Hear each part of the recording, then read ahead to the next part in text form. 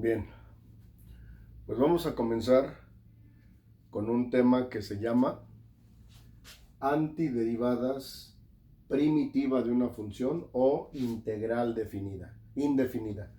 Cualquiera de estos tres conceptos estoy hablando exactamente de lo mismo. ¿Y de qué vamos a hablar cuando hablamos de la palabra antiderivadas o primitivas o integral indefinida? Bueno, así como la suma tiene su operación inversa, ¿quién es la operación inversa de la suma? La resta. La multiplicación tiene su operación inversa, que es la división. La potenciación tiene su inversa, que es la radicación.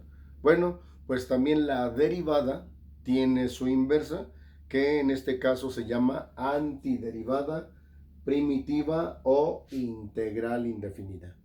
Entonces, así como las operaciones básicas tienen su operación inversa, también la derivada tiene su operación inversa. ¿A qué me refiero entonces? Bueno, quiere decir que ahora vamos a pensar un poquito en sentido inverso a lo que hacíamos cuando aplicábamos la derivada o cuando hallábamos la derivada de una función o la diferencial de una función. Porque ahora lo que se nos va a plantear en el problema es la diferencial. ¿Y qué vamos a hacer? Vamos a hacer el proceso contrario a la derivación. O vamos a hallar la primitiva de la función, se le llama, o primera función, o la función de donde obtuvimos la derivada. O también se le va a llamar integral que indefinida. Más adelante vamos a ver algo que se conoce como sumas de Riemann, ¿sí? Y en las sumas de Riemann lo que estamos calculando es el área bajo la curva, ¿sí? Y en realidad en la integral lo que estamos evaluando o lo que estamos calculando es el área bajo la curva. Y esa área bajo la curva la podemos calcular utilizando algo que se conoce como sumas de Riemann. Y las sumas de Riemann utilizan rectángulos, ¿sí?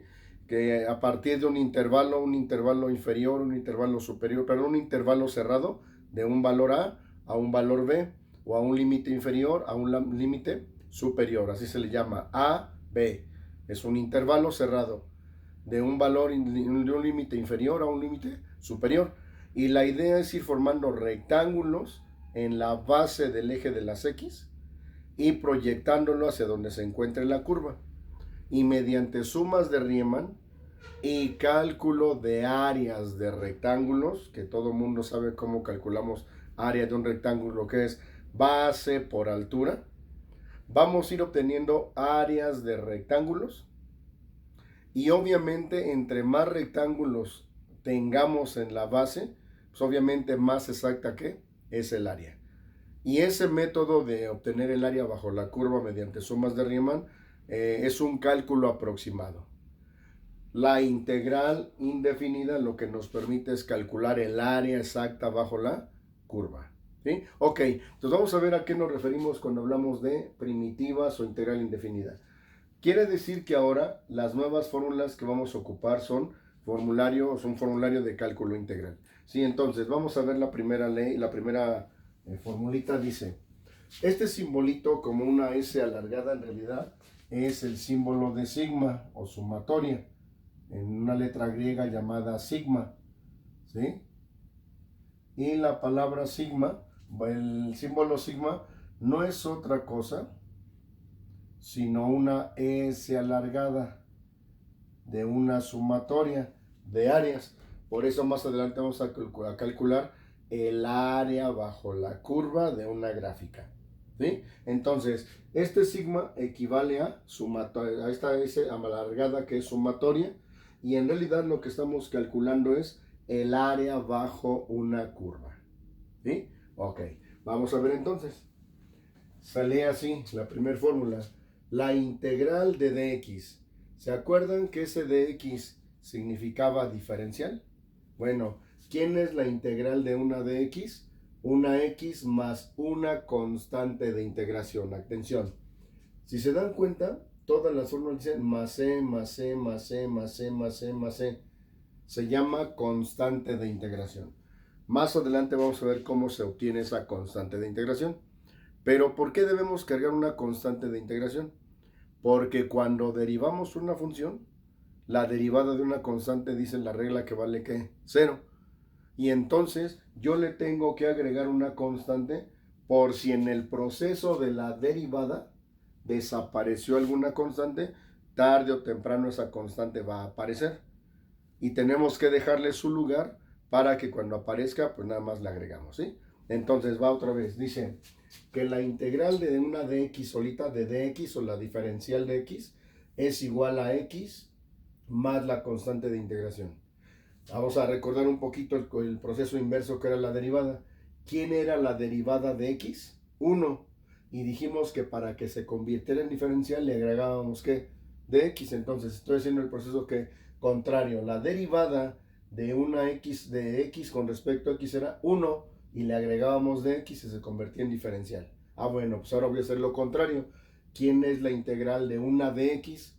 Bueno, una x más una constante de integración. ¿Sí? Segunda fórmula, tenemos integral de du dv menos dz. Esta fórmula es una suma de funciones o de diferenciales. ¿Sí? ¿Qué dice mi fórmula? Que voy a derivar, integrar una, voy a integrar la otra y voy a integrar a la otra. Entonces ahora, igual para una suma de funciones, ahora voy a integrar una por una. ¿Sí? 3a por dv es constante por una función. ¿Qué dice la regla? Que a la constante no le pasa nada y vamos a integrar a la función. Luego, prácticamente con la que voy a empezar aquí, ahorita es con la fórmula 4, que es la integral de una función elevada a una potencia. Lo que en derivada se llamaba derivada de perdón, era la regla de la potencia. Aquí va a ser también integral de la potencia. Va. Si se dan cuenta que en todas dice dv, dv, dv, dv, dv, dv. Esta dv era la dx que le agregábamos después de haber derivado. Le abríamos un paréntesis, le agregábamos dx y dijimos que con eso se convertía en diferencial. Entonces ahora me van a dar que las diferenciales, ¿sí? ¿Qué voy a hacer? Ahora vamos a hallar la primitiva o la antiderivada. Entonces vuelvo aquí. La integral de a a la b o de la regla de la potencia en dv. ¿Qué dice la fórmula? Perdón, estoy en la 4, perdón. Integral de b a la n por dv. O en dv o en dx, es lo mismo. Dice la regla que ahora a la potencia le vamos a sumar 1. ¿Se acuerdan que en la derivada a la potencia se le restaba 1? Si estoy diciendo que es el proceso inverso, entonces ahora en lugar de restarle le voy a sumar. Y en la derivada la potencia bajaba multiplicando. Ahora, ¿cómo va a pasar? Dividiendo, pero primero se le hace la suma y luego baja dividiendo. Esta va a ser la regla de la potencia en la integral, en integrales, ¿sí? Esta función, la fórmula número 5, perdón, nos sirve cuando en la parte de abajo tenemos una función, ¿sí? ¿Qué dice la regla? Que la integral de dv entre v es igual a logaritmo de v más la constante. ¿Se acuerdan a qué era igual la derivada con respecto a x del logaritmo natural de v? Lo acabamos de ver. Decía que era la derivada de v con respecto a x entre v. Entonces ahora me están planteando esto. dv sobre v, la derivada de v sobre v, ¿a qué es igual ahora? A el logaritmo natural de v. Porque ahora estoy haciendo el proceso ¿qué? El proceso inverso. ¿Sí me están captando? Entonces, si recordamos cómo derivábamos y de dónde nos salía esa diferencial, ahora lo único que tenemos que recordar es de dónde salía esta dv sobre v, salía del logaritmo de v. Aquí, el seno, ¿se acuerdan que la derivada del seno era coseno? Ahora, ¿de dónde sale la derivada del coseno? Menos seno. Ahora se invierten las funciones, ¿sí? Entonces aquí, dv sobre v, dice que es logaritmo natural de v más la constante de integración. ¿Se acuerdan de esta formulita que era una constante elevada a una función? Bueno, pues aquí también es la integral de una constante elevada a una función en dv, que es igual a la b entre el logaritmo natural de a más la constante de integración. E a la v también es un logaritmo, pero se le conoce como número de Euler, y entonces es e a la b, que es igual a e a la b más la constante de integración.